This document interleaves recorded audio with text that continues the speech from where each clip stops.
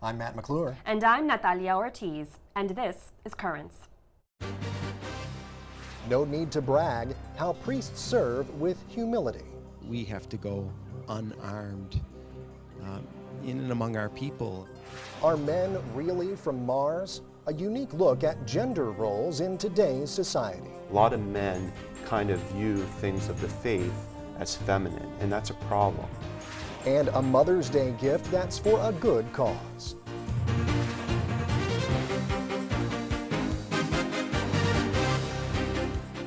Good evening. Thanks so much for joining us. Francesca Maxime has the night off. Well, in these last few months of the year for priests, media reports have done little to help the image of the priesthood, with stories of abuse and scandal dominating the headlines. But the pictures we get from those headlines don't tell the whole story. One quality that's often overlooked is humility, and some clergy we spoke to this week say it's a quality needed now more than ever. That was the topic of a talk at St. Francis of Assisi Church in Manhattan. In this sacrament, in which the self-emptying, self-effacing, humble love of God is most evident, I believe our job is to be self-emptying, self-effacing, and humble enough to get out of his way.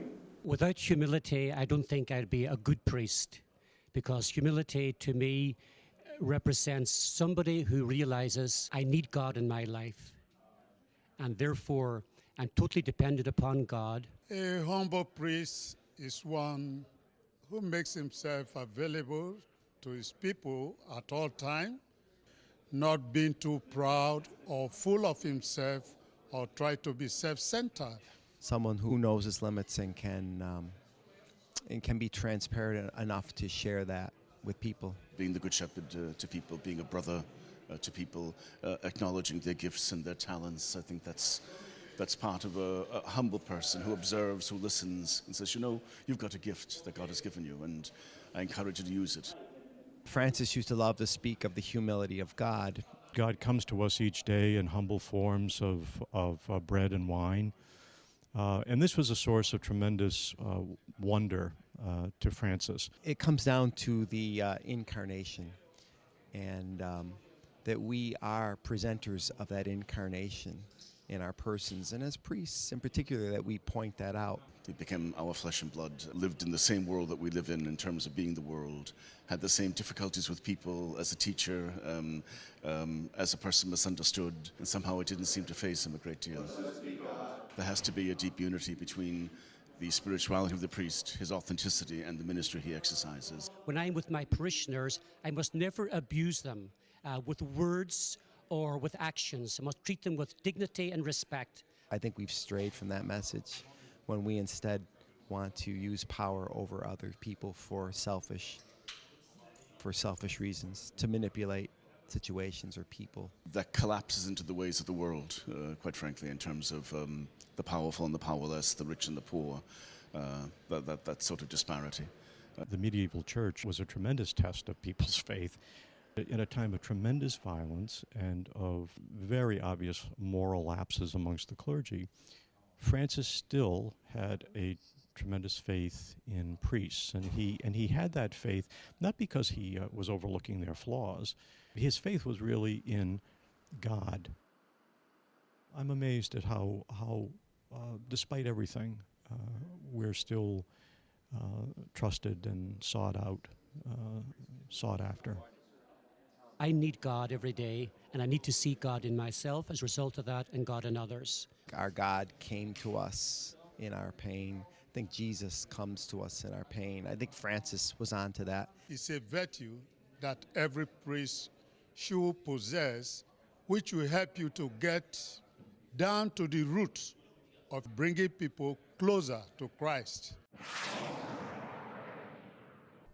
Well, we do have much more on the year for priests over at our website. Just go to currentsny.net. And stay tuned, there's more Currents straight ahead. Arizona may just be the first step, reports say. Tough new immigration laws could soon be a reality in other states. We'll have more on that, plus the rest of the day's headlines when we return.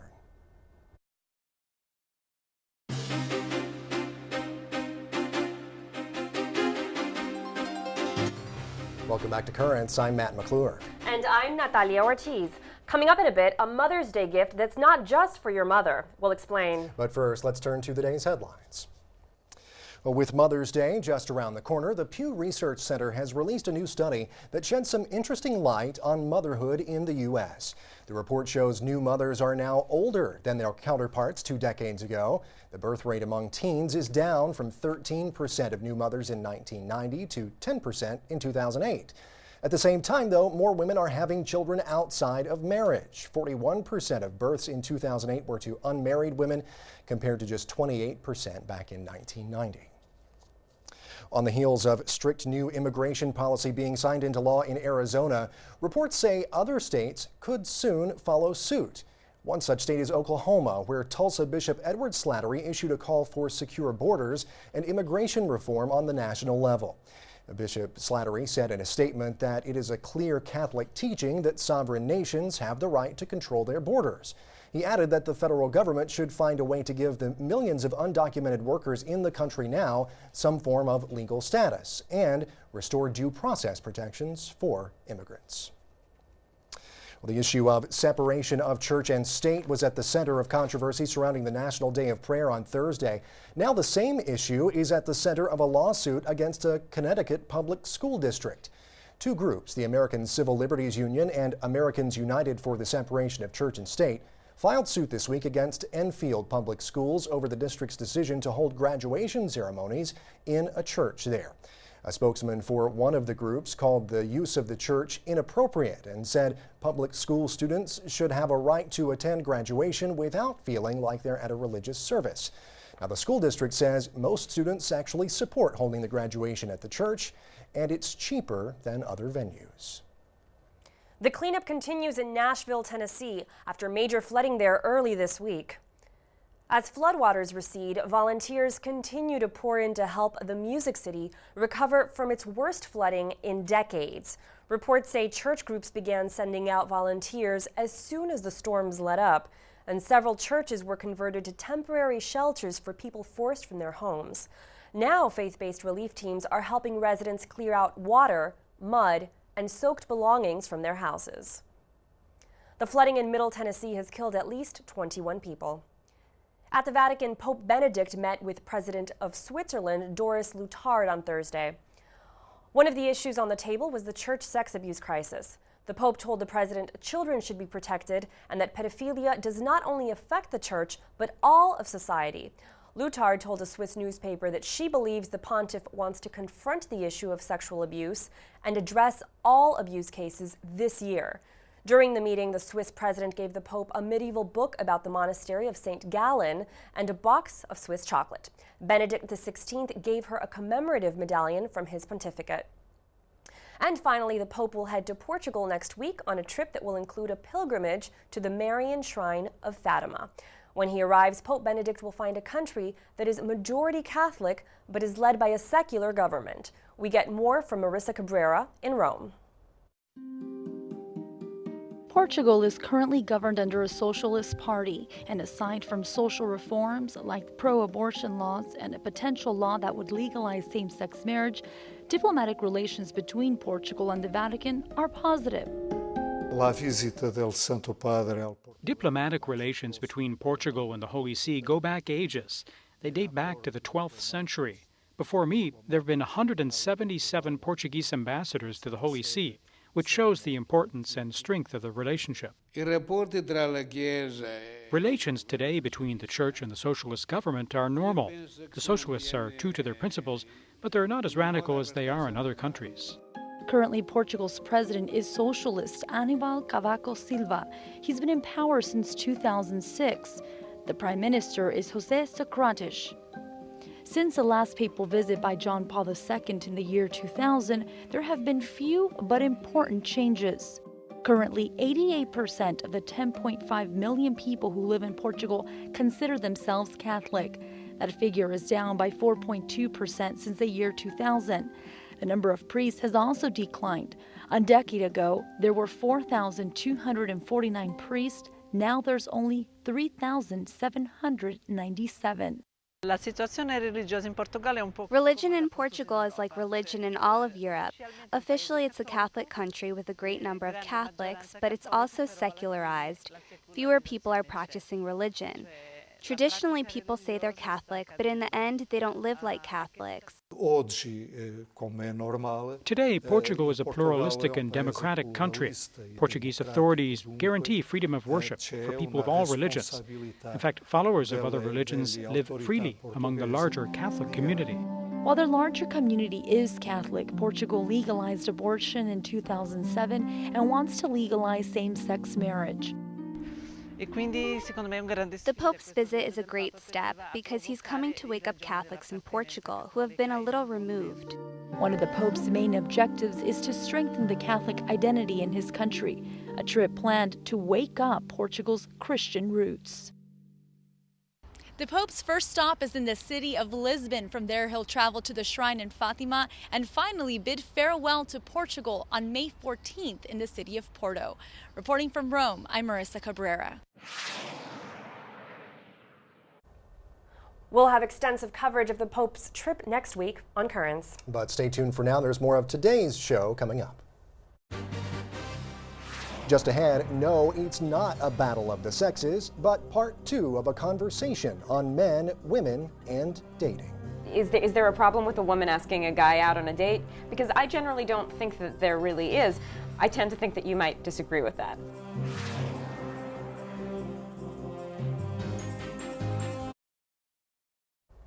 Welcome back. Well, yesterday, Natalia kicked off an intriguing conversation on Catholic dating, touching on everything from chastity to courtship. And tonight, she continues that discussion with a slightly different slant. That's right.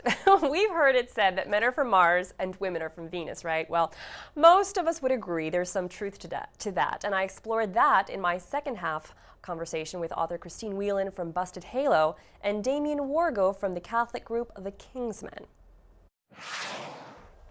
So Damien, tell me a little bit about gender roles within a relationship, whether you're dating or married, and also touch upon the masculinity crisis that your organization, the Kingsmen, talks about. Yeah, sure. The Kingsmen was really founded in a response to the crisis in masculinity, which is really men not understanding what they're truly called to be. And I think we can see this pretty evidently if we look around the church and in ministry type of work. It's overwhelmingly female. A lot of men kind of view things of the faith as feminine, and that's a problem. And so the Kingsmen are trying to call men back into the pews, call men back into the faith, and really to really understand who they are called to be as leaders, protectors, and providers. That's the mission of our organization, to build up men. And it starts really at home with the father. And sadly, I think a lot of fathers have failed their sons in this area. Maybe not of their own fault. They may have not ever thought about what they really are called to do and how important them being a strong role model and a strong man of faith in terms of his spiritual life and in terms of his relationship with the opposite sex is. Okay. Christine? So when you're talking about the crisis of masculinity in a dating context, is there a problem with a woman asking a guy out on a date? Because I generally don't think that there really is. I mean, if a woman asks a man out on a date, that's fine as long as there is some reciprocity from the young man afterwards to show that there is mutual interest and that she's not the driving force behind the relationship. I tend to think that you might disagree with that. Well, I would say, I don't like to have definite absolutes as far as dating. I've seen a lot of very successful marriages happen where the woman was the initiator. Mm-hmm. However, I think from my experience with working with men for the past 5 years and just talking to a lot of single Catholic folk, most girls I know would prefer to be pursued by a man, and most men actually would prefer to pursue. And I think that it's somewhat of a natural way for men and women to proceed. And so I feel. Yeah, but then taking it into marriage, I feel like it gets even stickier and even more challenging, right? Because the young women that I talk to who are married say that if you're talking about a man's role as the leader, protector, and provider, women want to be equals within their relationship. Women are earning, in married couples, a third of married couples, the woman actually out-earns the man, and in about half that they're earning equal amounts of money. So certainly the woman is just as much of the provider. How does the King's Men deal with those issues? Well, I mean, certainly it's not, the King's Men are not here to say that women cannot earn money, that women cannot sure, it's provide, good for the guys when they do, I would imagine. I mean, everyone wins. Or lead in any type of way. We are calling men to be better leaders, protectors, and providers, not that it should be an exclusive role of his alone. But clearly, we're complementary in our relationships as well. You know, we're certainly equal in dignity in God's eyes, but not necessarily equal in all things. I mean, take for instance the area of protector, in the sense that, of course, a woman can protect as well, but in some areas a man could protect better, especially in a physical way.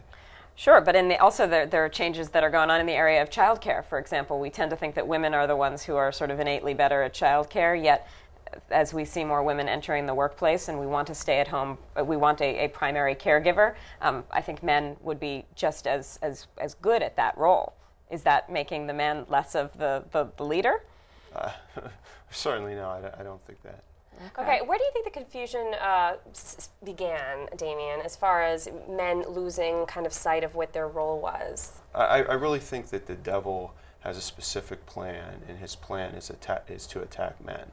I mean, if you look at, you know, just the prevalence of our culture in pornography and how that has just skyrocketed, and how many men are addicted to that, or sins of a sexual nature, I think the devil is really using this and other means to really take down men, because as he does that, he can take down the whole family with him. I see. Okay. Well, thank you very much. That's all the time we have left for today, but I'm sure that we'll have you back on. Very interesting conversation, both of you. Thank you. Thank you. And I've written more about this on our blog. Just visit currentsny.net and click on Riding the Wave. We almost did have a battle of the sexes there for a minute. Well, I mean, I think they actually agreed a lot. Yeah. You know, really, it was just she pointed out a few things that she differed in opinion. Right. But that was, and I mean, you know, a lot of times I think in a situation like that, I mean, it's good to have debate too. I really enjoy that. But you know, I think a lot of times people may be on the same page, but saying things in a different way. Right, I think so too. And I think this was a good conversation to have, because I think especially our generation, I hope that's okay to say. Yes. We have been, I think, sometimes confused. I mean, I think the women's lib movement was great and it brought a lot of wonderful things to us, but I also think that it sometimes kind of left some things kind of unclear. You know, is a man supposed to still open the door for you? Is he supposed to still carry your shopping bags? You know, yes, we're capable of doing it, but I gotta tell you, I want a man who'll carry my shopping bags once, you know what I mean? Let you loose. Give you the credit card, let you loose, and carry your bags for you. Exactly. But I see exactly what you're talking about. Because I mean, you know, the line has kind of been blurred a little bit. So it's good to at least have that discussion. That's right. You know, what's appropriate for whomever. You know? Correct. So, very good. Very good. Thanks for doing it. No problem. Stay with us. We'll be right back. When we return, helping the less fortunate and giving that special Mother's Day gift.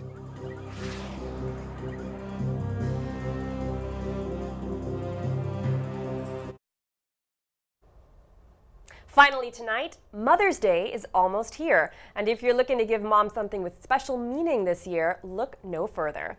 Check out this brief video that's been produced by Catholic Relief Services.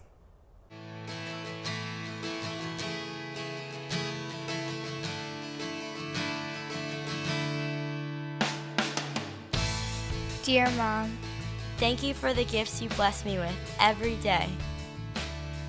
I find joy in your smile, Comfort in your embrace, strength in your tenderness, peace in your company, wealth in your devotion, beauty in your laughter, happiness in your encouragement, love in your heart, wisdom in your compassion for others.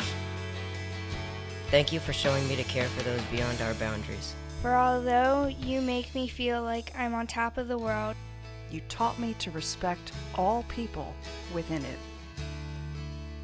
Happy Mother's Day, Mom.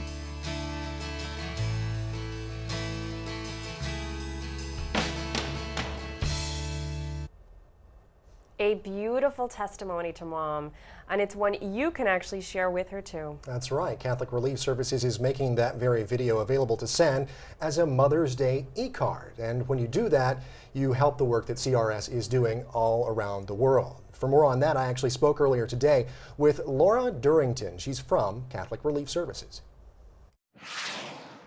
Laura, thank you so much for joining us here on Currents today. We really appreciate your time. It's my pleasure. Thank you. Well, you know, I went to the website just a little bit ago to look up this, to kind of see what all this was about. And I'll tell you, it looks like a kind of a great idea. Tell me where the idea maybe for this came from and exactly what it is and what people can do for their mothers on Mother's Day and make a difference in some other people's lives at the same time. Sure. Well, we typically try to provide opportunities for our donors to make meaningful gifts around the holiday times. So traditionally, we've always done a holiday or a Mother's Day e-card.